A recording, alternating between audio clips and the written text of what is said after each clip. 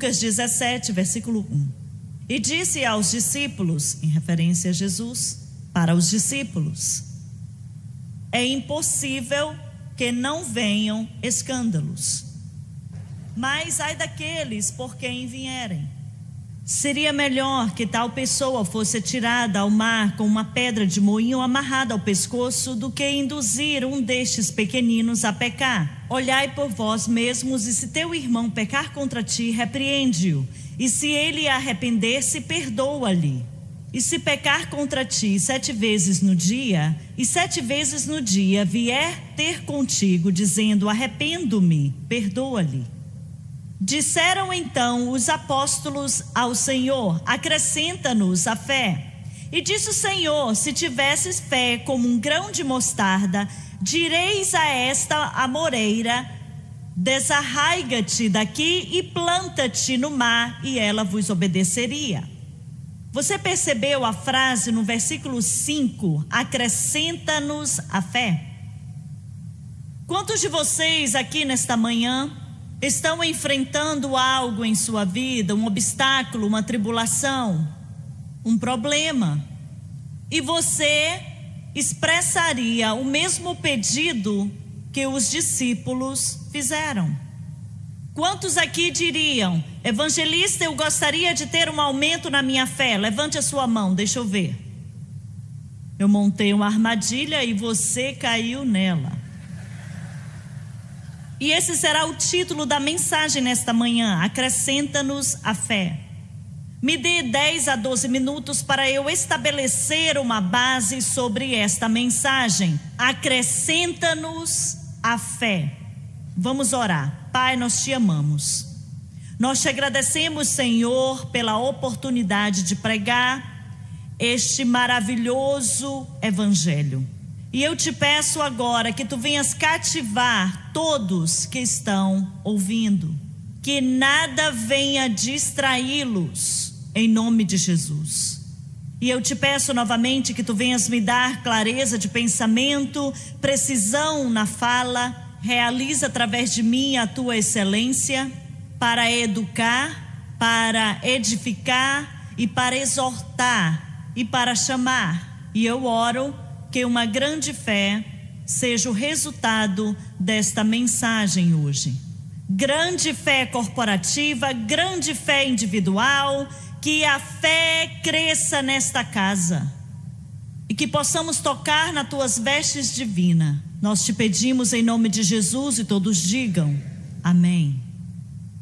Fé, fé, fé é um termo que tantas vezes falamos no cristianismo.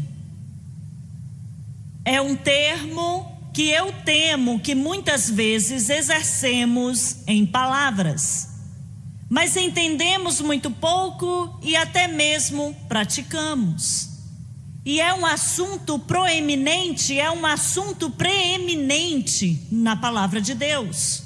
E eu começo esta mensagem, eu quero que você entenda quão essencial é, quão vital, quão crucial é para eu e você entendermos e compreendermos o que é a fé, de onde vem a fé e como a fé opera. Eu vou falar novamente. É crucial que você entenda o que é a fé, como a fé é operada e a origem da fé e de onde vem a fé. Por que eu digo que é crucial? De acordo com o escritor do livro de Hebreus, no capítulo 11, versículo 6, ele disse: mas sem fé é impossível. Todos repitam: impossível. Não é improvável, é impossível agradar-lhe. Porque é necessário que aquele que se aproxima de Deus creia. Repitam: nós devemos crer que Deus existe e que Ele é galardoador dos que o buscam. Entenda, é crucial, é essencial que entendamos o que é a fé, de onde vem e como opera, porque sem esse entendimento é impossível agradar a Deus. É interessante saber que durante os 3 anos e meio do ministério do Senhor Jesus, ele atribui 2 valores diferentes de fé. Vamos averiguar esses 2 nesta manhã. 2 valores diferentes de fé. Eu quero que você leia comigo algumas passagens. Abram suas Bíblias no Evangelho de Mateus, capítulo 8. Mantenha sua Bíblia e seus dispositivos eletrônicos em suas mãos, o que você escolher para ler os versículos. Nós iremos olhar para a primeira medida de fé, o valor da fé que Jesus descreveu no seu ministério. Ele apenas descreveu 2 valores. Mateus 8, 23. E entrando ele no barco, seus discípulos o seguiram. E eis que no mar se levantou uma tempestade tão grande que o barco era coberto pelas ondas, ele, porém, estava dormindo. E os seus discípulos, aproximando-se, o despertaram, dizendo: Senhor, salva-nos, que perecemos. E ele disse-lhes: por que temeis, homens de pouca fé? Aqui está o valor número 1. Jesus descreve para um grupo em particular o valor de uma pequena fé. E eu acho intrigante, aqueles que tinham pouca fé eram os camaradas mais próximos dele. Eu vim pregar hoje. Aqueles que deveriam ter acreditado em Deus, não acreditavam em Deus. O que eu quero dizer com isso? Agora entenda. O versículo que eu acabei de ler é encontrado no contexto, no versículo 8 de Mateus, está falando com seus discípulos. Mas vamos detalhar o que esses amigos de Cristo, que testemunharam nos primeiros 8 capítulos, antes deste evento ter acontecido, no capítulo 8, no barco. Número 1, esses homens, nos primeiros capítulos de Mateus, esses homens viram Jesus curar várias pessoas.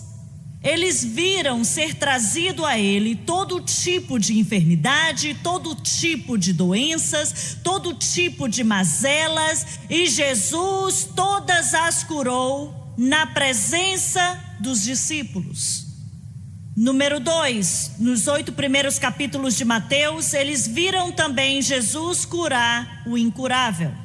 Eles veem Jesus abordado por um leproso, um homem que estava com a sentença de morte, que não tinha esperança, e eles viram Jesus curá-lo, curando o incurável. Eles viram, eles testemunharam.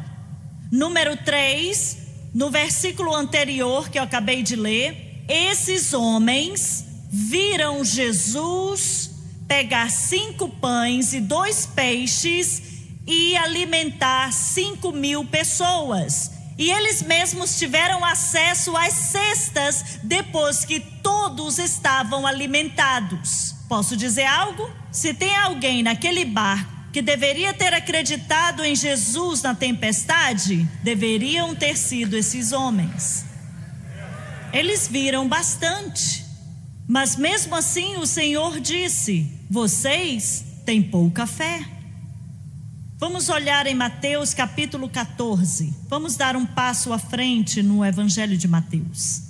Mateus 14. Em Mateus 8 nós vimos o grupo corporativo chamado os discípulos. Em Mateus 14 nós iremos olhar para um indivíduo em particular. Mateus 14, 22. E logo ordenou Jesus que os discípulos entrassem no barco e fossem adiante para o outro lado, enquanto despedia a multidão. E despedida a multidão, subiu ao monte para orar à parte. E chegada a tarde estava ali só, e o barco estava no meio do mar, açoitado pelas ondas, porque o vento era contrário. Mas à 4ª vigília da noite dirigiu-se Jesus para eles, andando por cima do mar. E os discípulos, vendo-o andando sobre o mar, assustaram-se, dizendo: é um fantasma, e gritaram com medo. Jesus, porém, lhes falou logo, dizendo: tende bom ânimo, sou eu, não temas. Respondendo-lhe Pedro e disse: Senhor, és tu, manda-me ir contigo por cima das águas. E ele disse: vem. E Pedro, descendo do barco, andou sobre as águas para ir ter com Jesus. Mas sentindo o vento forte, teve medo,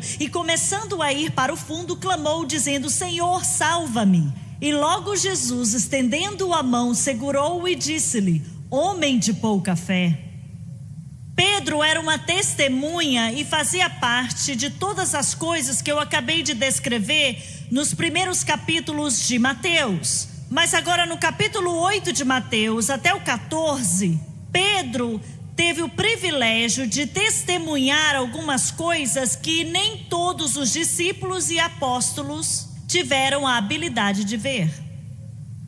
Número 1, Pedro estava na multidão. Ele estava no meio de várias pessoas que estavam empurrando Jesus. E uma mulher com um fluxo de sangue por 12 anos, ela se conduziu à multidão e tocou nas suas vestes. E imediatamente, em ter tocado em Jesus, virtude sai dele e entra nela, sanando o fluxo de sangue que já durava 12 anos. Jesus para a procissão e diz: quem me tocou? E Pedro, no meio do povo, diz: você está louco? Todos te tocaram, o que você está falando? Não, alguém me tocou, alguém me tocou. E ele começou a conversar com aquela mulher e ele disse: filha, a tua fé te sarou. E Pedro testemunhou tudo isso. Não somente testemunhou isso, mas Pedro foi um dos 3 discípulos que foi para a casa de Jairo, um dos principais da sinagoga. E ali estava a menina de 12 anos que tinha falecido. E não foi permitido ninguém testemunhar o que estava acontecendo, somente o pai, a mãe, Pedro, Tiago e João. E Pedro ali em pé, vê Jesus falar com aquela menina que estava sem vida. E ele diz: Talita cumi, menina, a ti te digo, levanta-te. E Pedro vê tudo isso admirado, de repente ela senta e volta a viver. Pedro viu com seus próprios olhos. Ele teve o privilégio de testemunhar tudo isso. Pedro, ele viu demônios sendo repreendidos, ele viu várias coisas que aconteceram. Se alguém acreditasse em Deus, deveria ter sido Pedro. Mas Jesus disse: Pedro, você tem pouca fé. Pouca fé. Eles testemunharam todas essas coisas, mas não é interessante que a multidão, a igreja do tempo de Cristo, foi acusada por Deus de ter pouca fé. Eu posso te dizer que eu acredito que a mesma acusação está sobre a igreja americana nesta manhã. Nós esposamos fé, mas praticamos muito pouco. Agora, tem um segundo grupo de pessoas que é bem pequeno. De fato, é feito somente por um homem e uma mulher. Um homem e uma mulher em toda a Bíblia que Jesus falou que tinham grande fé. Agora pense comigo. Pense em todas as razões que os discípulos tinham para crer em Jesus. Número 1, eles tinham a linhagem certa. Eu vou ensinar por um momento. Número 1, eles tinham a linhagem certa. O que isso quer dizer? Eles tinham o DNA certo. Eles tinham a linhagem certa. E uma das razões para acreditar em Jesus é que eles eram descendentes de Abraão, Isaque e Jacó. Número 2, eles não tinham só a linhagem certa, mas eles tinham os profetas da antiguidade. Número 3, eles tinham os versículos. No tempo de Cristo, os judeus eram as únicas pessoas que tinham a palavra de Deus viva. E número 4, eles testemunharam de todos esses eventos. Agora vamos olhar para um grupo totalmente oposto. Mateus capítulo 8. Mateus capítulo 8. Vamos olhar o que aconteceu mais cedo aqui neste versículo. Mateus capítulo 8, versículo 5. Quando Jesus entrou em Cafarnaum, chegou junto dele um centurião rogando-lhe, dizendo: Senhor, o meu criado jaz em casa. Ele era um centurião, um soldado romano, paralítico e violentamente atormentado. E Jesus lhe disse: eu irei e lhe darei saúde. E o centurião respondendo disse: Senhor, não sou digno de que entres debaixo do meu telhado. Olha, se eu estou buscando o Senhor, pedindo ajuda, e Ele diz que vai para a minha casa, e se eu sou um centurião, e se eu tenho autoridade no governo, e o Senhor diz que Ele vai para casa comigo, eu iria fazer um desfile presidencial. Eu colocaria 2 viaturas na frente, 2 viaturas atrás, ligaríamos as sirenes e iríamos direto para casa. Mas esse homem disse: eu não sou digno que entres na minha casa, mas dize somente uma palavra e o meu criado há de sarar. Pois também eu sou homem sobre autoridade e tenho soldados às minhas ordens, e digo a este: vai, e ele vai, e a outro: vem, e ele vem, e o meu criado faz isto e ele faz. E maravilhou-se Jesus ouvindo isto, marque na sua Bíblia, e disse aos que seguiam. Eles quem que estavam seguindo Jesus? Os discípulos. E disse aos que o seguiam: em verdade vos digo que nem mesmo em Israel encontrei tanta fé. Isso não é interessante? Jesus falou para aqueles que deveriam acreditar, não acreditaram. E ele que não era para crer, creu a si mesmo. Isso é muito interessante. Olha, esse homem não tinha as 4 razões mencionadas. Ele não tinha o DNA certo. Ele era um centurião romano. Ele não era da descendência de Abraão, Isaac e Jacó. Ele não tinha os profetas. E pelo que ele sabia, o único profeta que ele conhecia era o L-U-C-R-O. Muitas pessoas nas igrejas só conhecem esse tipo de profeta. Ele não tinha a palavra de Deus e ele não testemunhou de tudo que Jesus estava fazendo. E assim, Jesus disse que ele tinha grande fé. Grande fé. Mateus capítulo 15, abram suas Bíblias. Mateus capítulo 15, eu quero que você tenha um entendimento do que estamos falando hoje. Mateus 15, versículo 22. Vamos falar dos 2 sexos.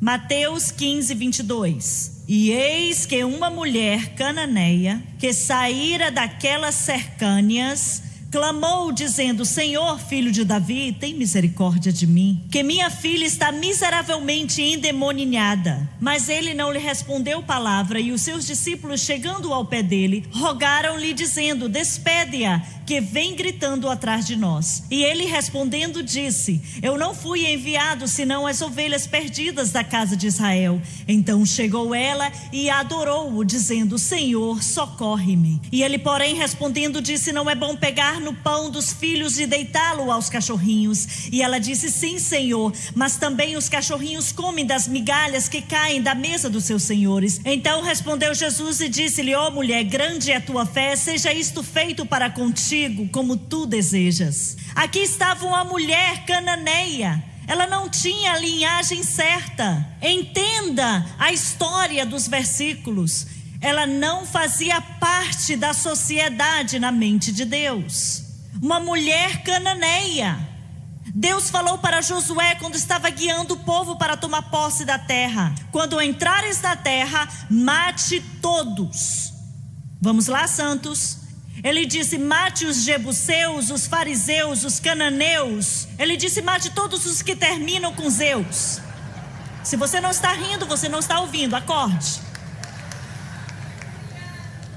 Matem todos. Essa é a linhagem dela. Foi de lá que ela veio.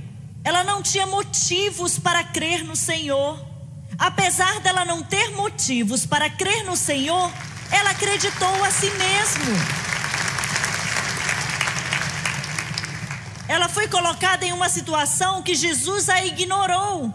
Ali estava ela derramando o seu coração a favor da sua filha e Deus não respondia. Vamos lá, santos. Tem gente na igreja que fica chateado quando a equipe pastoral não cumprimenta e pergunta como é que está a sua esposa, o seu esposo, o seu filho, a sua filha, o seu cachorro, o seu gato. E o Senhor não respondeu para ela. E quando ele fala com ela, ele fala com ela como se ela fosse um cachorro. E no meio de todos esses desafios, ela creu no Senhor a si mesmo.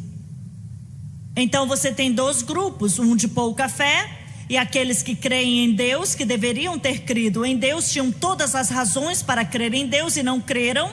E aqui tem uma minoria que não tinham razões para crer, mas apesar da falta de apoio, grande fé. Agora vamos ver o que a Bíblia nos ensina de onde vem a fé. Romanos 12:3, bem rápido, vamos lá. Romanos 12:3, uma passagem muito familiar, mas eu quero que você veja algo aqui. Vamos mudar aqui o curso do sermão. Romanos 12, versículo 3. Porque pela graça que me é dada, digo a cada um dentre vós que não pense de si mesmo além do que convém, antes pense com moderação, conforme a medida da fé que Deus repartiu a cada um. Marque aí na sua Bíblia. Marque aí. Ele tem dado a cada homem, inclui você homem, inclui você mulher. Ele tem dado a cada homem a medida da fé. Deus tem dado a cada homem a medida de fé. Agora entenda algo comigo. Eu acredito que o irmão Suego diz isso com muita frequência e eu concordo. Deus não pede muito de nós. Você perdeu uma boa oportunidade de dizer amém. Deus não ordena muito de nós. Então por que nós devemos celebrar isso? Porque nós não temos muito para oferecê-lo. Ele só pede uma coisa, fé. Vamos lá, fé.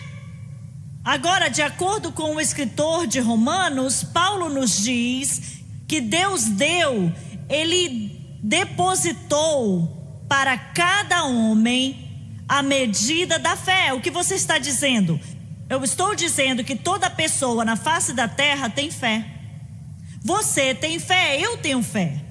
Muitas vezes não vemos assim, mas há pessoas neste mundo que têm fé em uma garrafa de Jack Daniels, fé em uma garrafa de vodka, fé em uma garrafa de cerveja. Aquela garrafa é o seu refúgio, é o seu descanso, é um escape da realidade, enquanto consumem o que está naquela garrafa.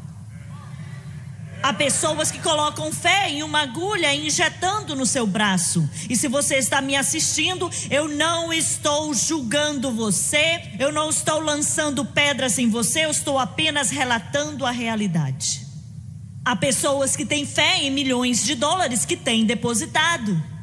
Enquanto tem dinheiro, enquanto eles têm posse, a sua fé é investida nisso. Pessoas que têm fé em graus de escolaridade, que estudaram horas após horas e têm seus diplomas pendurados na parede, e é onde toda a sua fé está engajada. Pessoas religiosas que têm fé. Pessoas que têm fé no nome da denominação, que está na frente da igreja. Pessoas que têm fé, que foram batizados em uma certa piscina, de acordo com uma forma religiosa que foi falada. Vamos lá, gente? E tem aqueles no mundo que têm fé em Cristo e Ele crucificado. Olha, nós temos fé. Ter fé não é a pergunta, mas aonde você está colocando a sua fé, essa é a pergunta. Mas por muito tempo, erroneamente, fizemos a possessão da fé como prioridade. Nós temos fé, porque o escritor de Romanos disse que Deus deu a medida de fé para todo homem, e isso faz você se alegrar. Como eu falei ainda há pouco, uma coisa que Deus requer de nós é fé. Só uma coisa que Deus está pedindo. E agora nós aprendemos em Romanos uma coisa que Deus ordena, o preço que Deus ordena. Ele já preencheu o comprovante de depósito e já depositou na sua conta. Ele disse: você tem que ter fé para me agradar, e Ele deposita em nós a fé necessária. Está em acordo com Ele. Eu percebi que tem uma palavra específica aqui em Romanos. Uma palavra específica é um artigo definido. Ele deu a todo homem a medida, não uma medida. Essa é uma percepção errônea. Ele não deu uma medida, mas a medida. Um artigo definido usado especialmente antes do substantivo com efeitos específicos, como deveria especificar, em oposição à força ou generalizando o artigo indefinido que você se encontra. Por que eu estou dizendo tudo isso? Porque eu sei como o povo de igreja pensa. Eu sei como você pensa porque eu também sou da igreja e somos estranhos. Vamos lá, santos. Eu gostaria de ter tempo de pregar sobre Pedro, quando ele usou a palavra peculiar. Você é um povo peculiar. Não significa o que muitas pessoas acham. Há muitas descrições para esta palavra peculiar, mas os pentecostais usam esta palavra como uma medalha de honra. Ah, mas bem, nós somos estranhos, o Senhor disse que somos um povo peculiar, e eu aprendi que muitos de vocês são peculiares. Eu não tenho certeza se é a aplicação correta para isso. O povo de igreja acham que há medidas, graus, valores de fé. Nós amamos hierarquia na igreja, nós amamos, nos engrandecemos nele. Nós amamos uma organização na igreja. Nós amamos pensar que eu estou acima de você, esse está acima de mim. Nós gostamos de comparar um ao outro. Ah, eu estou pregando melhor do que a sua ação. Nós amamos até os santos mais experientes. Nós amamos a comparação, nós amamos a hierarquia e temos adotado o assunto da fé e temos aplicado o incorreto. Deixa eu mostrar algo para vocês. Eu vou usar a primeira demonstração. Eu falei para o Gabriel: se você não pode pregar bem, use demonstração. Deixa eu mostrar algo para você. Aqui tem 500 ml, tá bom? Essa é a mentalidade do cristão americano. Eu vou dar 500 ml para o Gabriel. Deus tem dado para todo homem a medida, não uma medida. Mas gostamos de pensar que o Gabriel Swegert é o mais novo do ministério.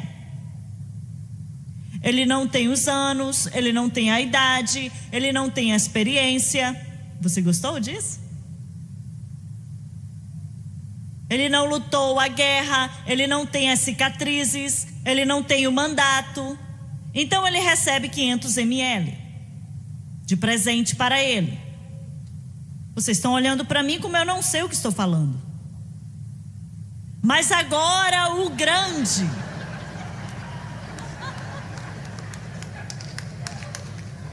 O homem tem 84 anos. Ele já passou por muita coisa. Ganhou o seu galão de fé. A sua fé é maior que a do Swegert Jr. Então nós vamos dar para o Swegert este galão de fé.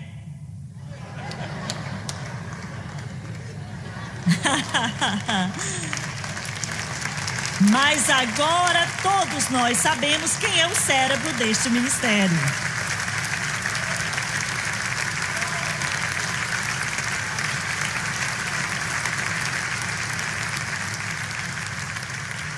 Nós sabemos que tudo passa pela irmã Swegert. E se o Gabriel tem 500 ml, o irmão Swegert tem um galão, a primeira dama recebe 5 galões.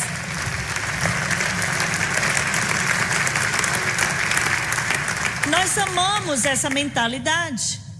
Você está rindo porque é assim que pensamos. Mas eu vim aqui hoje para acabar com essa percepção errônea. O apóstolo Paulo disse que é tolice comparar-se um com o outro. Escutem-me, senhoras e senhores, nós temos que acabar com essa percepção errônea e reconhecer que Deus não deu 500 ml para um galão para outro e 5 galões para outro. Ele deu a medida. O que isso significa? Significa que todos os ouvintes neste santuário têm fé como Gabriel, tem fé como Jimmy e a Francis Swagger. Você tem fé. Você tem fé. Agora aqui está o desafio, escute. Porque muitas vezes nós queremos ir para uma conferência, queremos ouvir este pregador, aquele pregador, nós queremos crer em Deus, mas eu vou te dar algo aqui. Que tal crer em Deus por você mesmo? Vamos lá. Que tal nós aprendermos o que é fé? E de onde vem e como opera? E aprender a permanecer firme e dizer: eu creio em Deus. Olha, é mais fácil, é mais conveniente deixar alguém crer por você. Agora escute, isso aqui vai se tornar muito, muito bom. Não há nada errado com a fé que você possui. Eu já provei para você nos versículos. Todos nós temos fé, todos nós temos a mesma medida e o mesmo valor. Agora vai depender de mim e de você o que fazemos com a medida de fé que Deus depositou nas nossas vidas. Não há nada errado com a fé que você possui. Escute, a fé que você possui é suficiente. A fé que você possui é suficiente. Eu escrevi essa declaração há um tempo atrás e eu creio que é poderoso não porque veio de mim, mas porque veio de Deus. A fé que você exercita para nascer de novo é suficiente para suprir a necessidade atual em sua vida. Fique comigo, fique comigo. Como que eu sei que a minha fé é suficiente? Como que eu sei que a sua fé é suficiente? Eu sei por causa de Tiago. Tiago escreveu no Novo Testamento e nos diz que toda boa dádiva e todo dom perfeito vem do alto, descendo do Pai. De onde originou a sua fé? Eu já provei. Veio de Deus. Paulo disse em Romanos: Deus te deu a sua fé. E Tiago diz que toda boa dádiva e todo dom perfeito vem do alto. O que significa a palavra perfeito? Significa completo. Deus não colocou fé em você e disse: eu vou te dar o suficiente para você começar, mas você vai ter que ir à procura de fé para caminhar sozinho. Não. O que Deus colocou dentro de nós, o que Deus nos deu foi completo. A fé que Ele te deu é perfeita, não é arcaica, está pronta para suprir todos os desafios da sua vida hoje. É perfeita. Deixe-me provar meu argumento. Deixe-me provar. É incrível. Eu viajo esta nação e as pessoas vêm para o altar e diz: evangelista, ore por mim. Ore por mim, eu preciso de fé. Nós somos iguais os discípulos em Lucas 17. Senhor, aumenta minha fé. Eles não tinham compreensão do que eles estavam falando. Aumenta a nossa fé. As pessoas vêm para o altar: ore por mim, ore por mim. Eu não tenho fé para crer em Deus por isso ou por aquilo. Eu não tenho fé suficiente, isso está acontecendo na minha vida. Eu não tenho fé suficiente. Eu não tenho fé suficiente para ver meu casamento restaurado. Eu não tenho fé suficiente para receber um aumento no meu trabalho. Eu não tenho fé suficiente para ver meus filhos voltarem para Jesus. Esse é o tipo de pensamento que é comum no nosso meio, em todos nós, e eu até me coloco nessa lista. Mas agora olhe para a ironia disso. Nós dizemos que não temos fé suficiente para isso ou aquilo. É isso que nós dizemos. Mas por outro lado, nós dizemos que nós cremos que Jonas foi engolido por uma baleia. Então você não pode crer em Deus por 50 centavos de aumento, mas você crê que um peixe engoliu um homem que você nunca conheceu. E 3 dias depois vomitou Jonas na terra seca. É isso que os crentes dizem que acreditam. Vamos lá.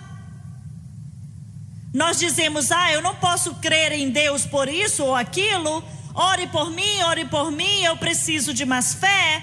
Mas você diz que crê que teve o 4º homem caminhando na fornalha com 3 meninos hebreus. Vamos lá, santos. Nós dizemos, eu não posso acreditar em Deus por isso ou aquilo, mas em proclamar o cristianismo, dizer que você é um crente, você diz que você crê neste livro, e você diz, eu não posso acreditar nisso ou naquilo, mas em declarar que você é um cristão, você diz que você crê que uma menina virgem, é isso que vocês dizem que acreditam. Você diz que acredita que uma menina virgem teve um bebê, e aquele bebê era o Filho de Deus. Isso é interessante. Vamos lá, santos. Você está vendo quão ilógico é o nosso pensamento? Você diz que você crê que aquele bebê, Filho de Deus, viveu por 33 anos e meio sem cometer nenhum pecado? Você crê que ele entregou a sua vida, foi crucificado na cruz e no lugar chamado Calvário? Você diz que eles o colocaram em um túmulo. Você crê que em 3 dias, 72 horas, depois que ele morreu, entregou a sua vida, vocês loucos dizem e têm fé suficiente que este homem que viveu há 2000 anos atrás, que você nunca conheceu, você acredita que este homem entregou a sua vida e ressuscitou? Mas não só isso, vocês têm a audácia de dizer que você crê que ele foi enviado para o céu, está sentado à direita de Deus e o seu nome é acima de todo nome. E você diz para mim que você crê que todo o teu passado foi lançado no mais profundo abismo. E você crê que as coisas velhas já passaram e que tudo se fez novo. Você acredita que você é uma nova criatura. Você acredita que seus pecados foram lançados tão longe como o Oriente do Ocidente. E você diz que acredita que este homem vai voltar para a terra e vai estabelecer um reino. Eu vim aqui te dizer que se você tem fé suficiente para crer nisso, você tem fé suficiente para crer em Deus por qualquer coisa. Você tem fé suficiente para crer em Deus por qualquer coisa. Aleluia. Aleluia. Vamos, santos, vamos adorar ao Senhor por um momento. Se acreditarmos, não há nada impossível para Ele.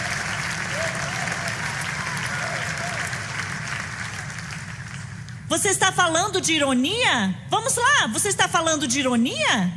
Não cremos a Deus por isso ou aquilo? Neste corpo físico? Não temos nenhum problema em afirmar que acreditamos na vida eterna. Eu tenho dificuldades em aceitar esta lógica, neste argumento. Sentem-se por um momento, eu vou mostrar algo para vocês. A fé que você possui, que te salvou, é toda a fé que você precisa para suprir as suas necessidades atuais na sua vida. O que aprendemos aqui hoje? Número 1, nós aprendemos que o problema não está com a nossa fé, mas em nós. Eu te perdi, né? Eu disse, o problema não é com a fé, não há nada de errado com a fé se originou de Deus, uma fé completa.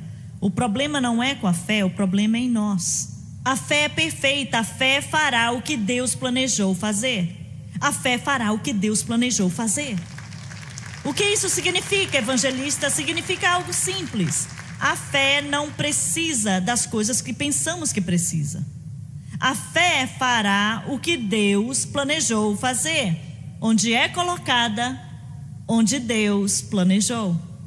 Escute, eu amo este coral, eu amo o grupo de louvor, eu amo os músicos. O centro familiar de adoração é um lugar maravilhoso para adorar, mas a fé não precisa de tudo isso.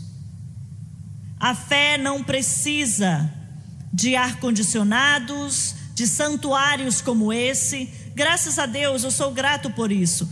A fé não precisa de tecnologia moderna. A fé não precisa do irmão Swagger. A fé não precisa de mim. Só o que a fé precisa é de um homem e de uma mulher que coloca sua fé em Cristo e Ele crucificado. E a fé irá fluir. A fé é como dinamite, você acende e a fé fará o que Deus planejou. É só o que precisa. Eu disse, é só o que precisa. Fé. Aí nos perguntamos o porquê está tendo avivamento nos países de terceiro mundo e não na América. É porque eles não dependem de outras coisas. Eles têm uma coisa que é a fé. Eles exercitam a sua fé e entregam para Deus. Fé. Não há nada de errado com a fé é perfeita. Há algo de errado em nós. Então como é que a fé opera? Vamos ver aqui o que Jesus disse. Marcos 11, abram suas Bíblias por favor. Marcos 11. O que a fé fará? O que Deus designou para a fé? Marcos 11, a palavra do Senhor, versículo 20. Marcos 11, 20. E eles passando pela manhã, viram que a figueira se tinha secado desde as raízes. E Pedro, lembrando-se, disse-lhe: Mestre, eis que a figueira que tu amaldiçoaste se secou. E Jesus respondendo disse-lhes: Tende fé em Deus. O problema da nossa geração é que temos fé na fé. Está na hora de termos fé em Deus. E quando temos fé em Deus, a fé opera o que Deus designou para ser feito. Versículo 23. Porque em verdade vos digo que qualquer que disser a este monte, ergue-te e lança-te no mar, e não duvidar em seu coração, mas crer que se fará aquilo que diz, tudo que disser lhe será feito. Por isso vos digo que todas as coisas que pedirdes, orando crerdes, receber e tê-las eis. Tê-las eis. A fé fará o que Deus designou para ser feito. Agora vamos olhar em Lucas 17. Vamos voltar e lidar com o assunto desta manhã. Lucas 17. Porque o nosso clamor foi visto nesta passagem. É o mesmo, é o sinônimo com os discípulos. Senhor, aumenta a nossa fé. Mas vamos ver aqui em contexto. Deixe-me dizer qual é o contexto aqui, quando eles fizeram a solicitação no versículo 5. Eu li para vocês, mas eu tenho certeza que entrou no ouvido e saiu no outro. Aí você pensa, que quando eles pediram por mais fé, você pensa que uma gigantesca montanha estava no seu caminho que precisava ser removida.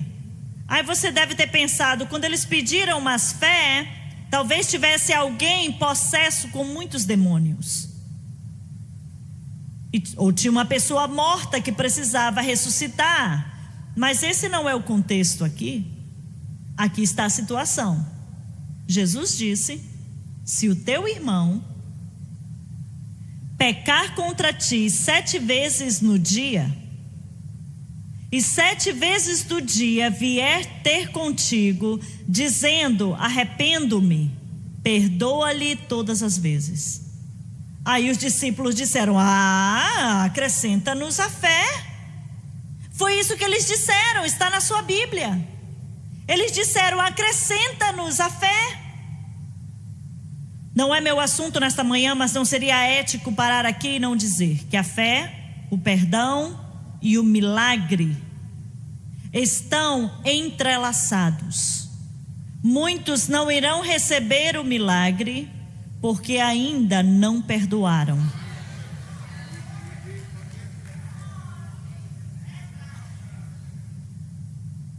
A falta de perdão irá cancelar o exercitar da sua fé todas as vezes. Então eles pediram mais fé. E qual foi a resposta de Jesus? Entenda algo aqui, olhe aqui comigo, perceba aqui a versão King James.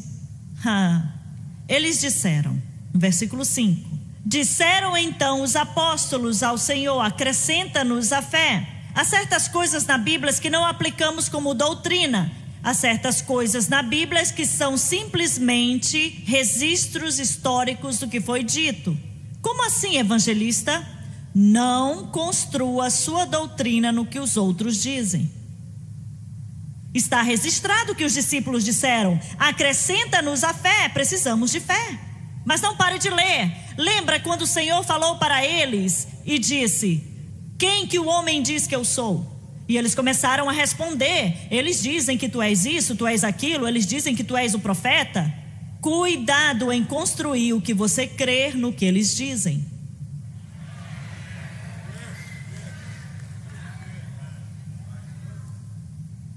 Onde construímos a nossa doutrina? As 4 palavras do versículo 6: e disse o Senhor. Agora você tem respaldo para construir a sua doutrina e estabelecer a sua crença. E disse o Senhor: se tivesses fé como um grão de mostarda. E o pedido foi: acrescenta-nos a fé. Coloque a foto na tela, por favor. E Jesus respondeu a seu pedido. Mas o quê? Vocês não entendem nada. Passei esse tempo todo com vocês. Passei esse tempo todo com vocês e vocês não entenderam nada. Vocês ainda estão buscando mais. Vocês não estão reconhecendo que o que vocês têm é de Deus. O que vocês têm é completo, é perfeito. E Jesus dá a eles uma resposta oposta. Eles estão pedindo mas ele diz: se tivesses fé como um grão de mostarda, uma das sementes menores. Olha, rapazes, vocês não precisam de 500 ml. Vocês não precisam de 1 galão. Vocês não precisam de mais. O poder da fé não é encontrado na quantia exercida. O poder da fé é encontrado na posição. Coloque a sua fé em Cristo e Ele crucificado. E você pode dizer para a montanha: seja removida em nome de Jesus. Antes de encerrar, eu quero mostrar algo para vocês. Por favor, me ajudem. Eles irão trazer a última amostra.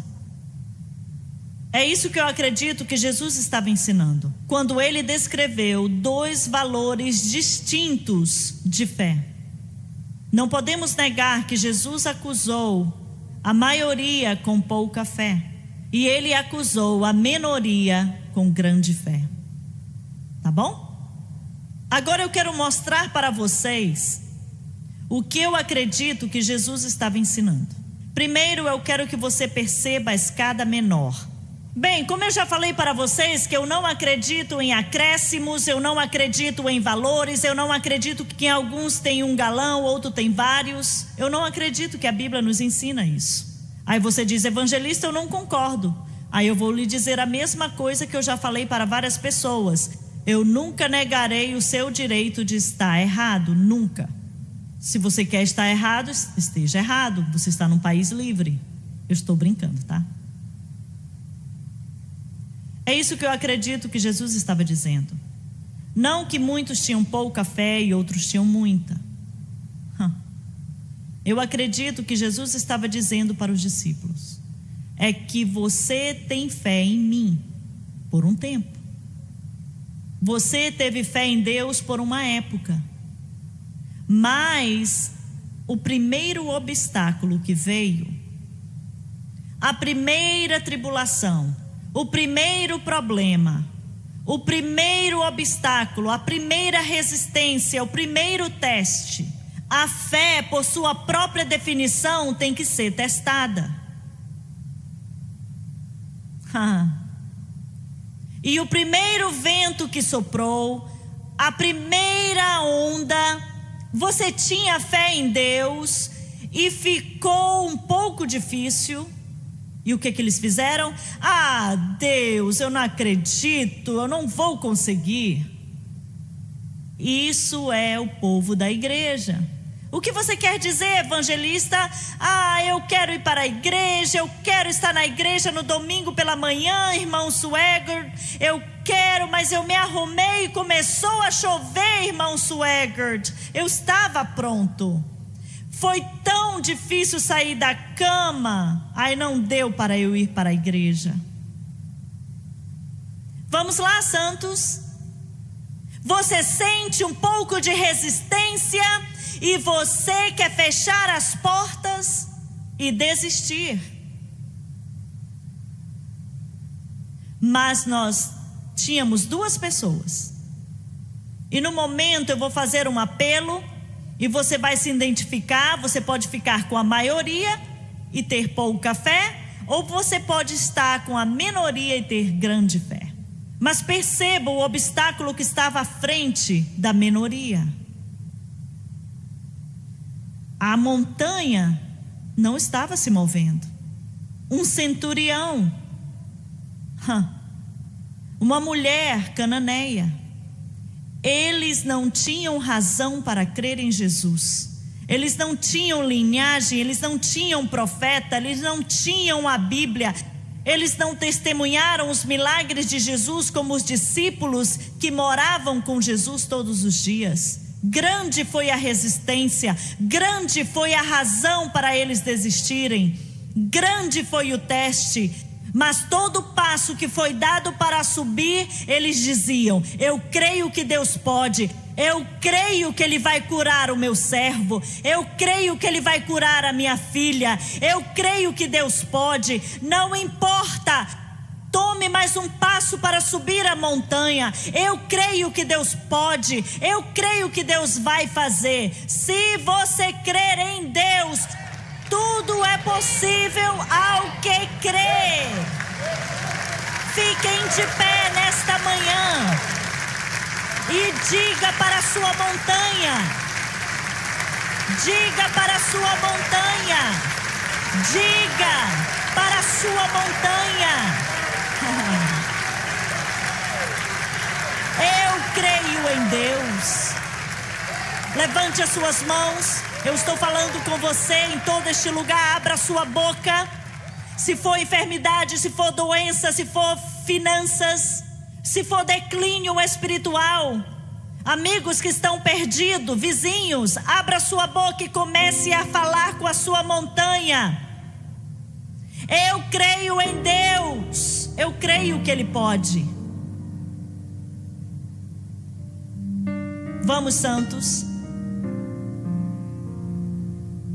Vamos. Você tem o que você precisa. Você tem o que você precisa. Você não precisa de Jason Statham. Você tem o que você precisa dentro de você. Apenas libere em nome de Jesus. Vamos. Todos aqui neste lugar, eles irão cantar. Eu não vou pedir para você levantar a sua mão. Se você está enfrentando uma montanha, eu quero que você tome um passo de fé. Saia do seu lugar e venha para o altar. Todos aqui, venham, venham, venham. Eu creio que Deus pode. Eu creio que Deus pode. Venham. Eu creio que Deus pode. Venha para o altar. Entregue o seu coração. Maior é o seu teste, maior é a sua tribulação, mas maior é a sua fé e maior é o teu Deus. Em nome de Jesus. Em nome de Jesus. Em nome de Jesus. Levante as suas mãos e adore a Ele. Eu sinto a sua presença agora. Deixa a tua fé crescer. Eu confio em Ti, Senhor. Eu confio em Ti, Senhor.